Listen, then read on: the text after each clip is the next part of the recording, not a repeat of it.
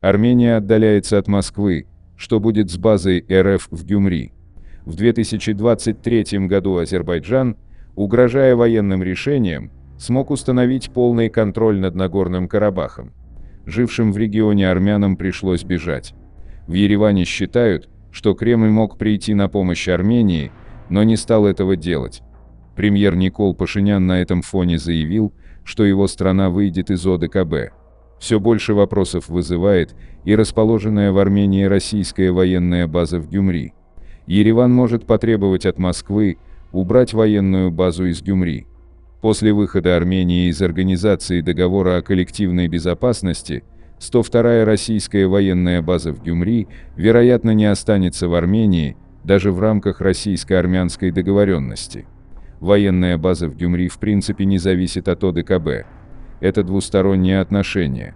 Но если ОДКБ в лице той же России не защитил или не выполнил свои обязательства перед своим союзником, можно уверенно говорить, что и 102-я военная база в Гюмри при нападении Турции ничего не будет делать. 102-я военная база появилась в Армении для противостояния Турции, так как после Первой Карабахской войны была большая вероятность, что Турция напрямую нападет на Армению под предлогом помощи Азербайджану и возвращения Карабаха в состав Бакинской республики. Договор между Россией и Арменией был подписан Левоном Тер-Петросяном и Борисом Николаевичем Ельциным. 102-я российская военная база создана в соответствии с договором о правовом статусе вооруженных сил Российской Федерации на территории Армении, подписанным 21 августа 1992 года, и договором о российской военной базе на территории Республики Армения от 16 марта 1995 года. Ереван может потребовать, чтобы Москва покинула территорию страны. Однако прекращение отношений представляется более сложным, поскольку Ереван сильно зависит от Москвы по многим направлениям, прежде всего экономическим. Подобное требование, в случае его поступления, скажется на отношениях двух стран, но вряд ли будет катастрофическим для Армении. У Армении есть Иран на юге, через который можно вывести товары в Индию и Юго-Восточную Азию. На севере есть Грузия, через которую открывается доступ к европейскому рынку. Если откроются границы, то на западе появится большой турецкий рынок. Кто больше потеряет? Мы или русские? Мы можем потерять рынок, но у армянского рынка есть альтернативы. России наш рынок не нужен, он слишком мал. Россия держит эту территорию под себя из-за военно-политических моментов. В этом вся суть 102-й военной базы.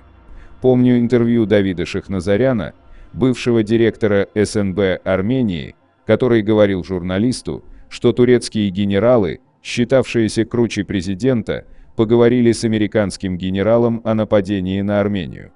В ответ они услышали, что при нападении на Армению у них будут проблемы с русскими. На вопрос о возможном соглашении с русскими, американский генерал ответил, что тогда у них будут проблемы с США. Это интервью можно найти в интернете. Суть в том, что Турция никогда не нападет на 102-ю базу, а русские при нападении турков не будут защищать армян. Запад этого не допустит, а если и получится, то русские просто передадут базу туркам и уйдут, как это было в Арцахе. Присутствие российских военных в стране неоднократно вызывало дискуссии о степени независимости Армении. В частности, об этом высказывался один из наиболее прозападных политиков страны, секретарь Совета Безопасности Армен Григорян. Что касается ОДКБ, нужда Армении в организации договора о коллективной безопасности исчезла в соответствии с политической линией, поэтому, вероятнее всего, страна покинет ОДКБ. Армения взяла прозападный вектор и направлена на нормализацию отношений с Турцией. Однако в Евросоюз страну пока еще не возьмут. Ранее премьер-министр Армении Никол Пашинян заявил, что ОДКБ – это союз-пузырь, члены которого участвовали в подготовке к войне в Карабахе против армян. Он пообещал, что республика выйдет из организации, когда посчитает это нужным. Выйдет ли Армения из ОДКБ? Думаю, что да, это лишь вопрос времени. Насколько сильны будут позиции Украины на войне, настолько для нас будет хорошо. Конечно, Армения выйдет, потому что ОДКБ сейчас уже Армении не нужен. Ранее система безопасности Армении базировалась на отношениях с Россией и имела целью защиту от Азербайджана и Турции, а в центре всей этой проблематики был Карабах. Сейчас Карабаха нет, а с Баку и особенно с Анкарой идет курс на умиротворение и нормализацию отношений, чтобы через Турцию поворачиваться на запад и юг. В этих условиях функция России как гаранта безопасности уже не нужна. Нынешняя политическая линия Армении полностью исключает нужду в ОДКБ, но организация не имеет оснований удерживать в составе государства, которое не хочет там находиться. Мы знаем, к каким действиям может прибегнуть Кремль в таких случаях. Митинги оппозиции, военное столкновение на армяно-азербайджанской границе и тому подобное. Среди плюсов для Еревана при выходе из ОДКБ – нормализация отношений с Турцией и прозападный вектор. В Евросоюз Армению сейчас не примут, но речь идет об изменении основного вектора контактов на прозападный. Ближайшая страна Запада для Армении – это Турция, потому что остальной Запад далеко. Армянское руководство, не заявляя об этом открыто, взяло курс на примирение и нормализацию отношений с Анкарой. При таких событиях неизбежны издержки и проблемы, но в сложившейся ситуации для Армении это единственный, более-менее реалистичный вариант. Армения ведет курс на Запад не из хорошей жизни. Остальные пути ведут в тупик. По скриптум.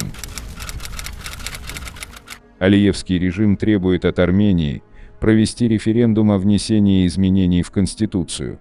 Этот пункт содержится в 10-м пакете предложений, отправленных в Ереван в рамках подготовки мирного договора. Ариф Юнус говорит, что это уловка Алиева для затягивания времени и максимально возможной отсрочки подписания мира с Арменией. Сегодня это требование изменить Конституцию, а завтра будет что-то еще.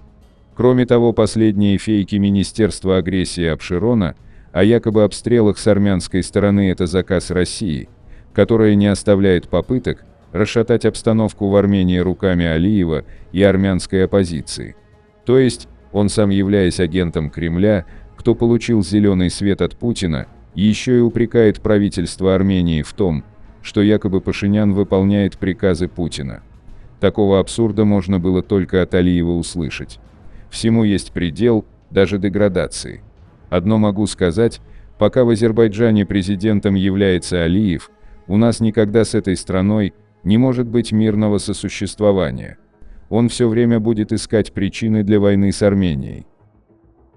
Подписывайтесь на наш канал и пишите ваше мнение в комментариях.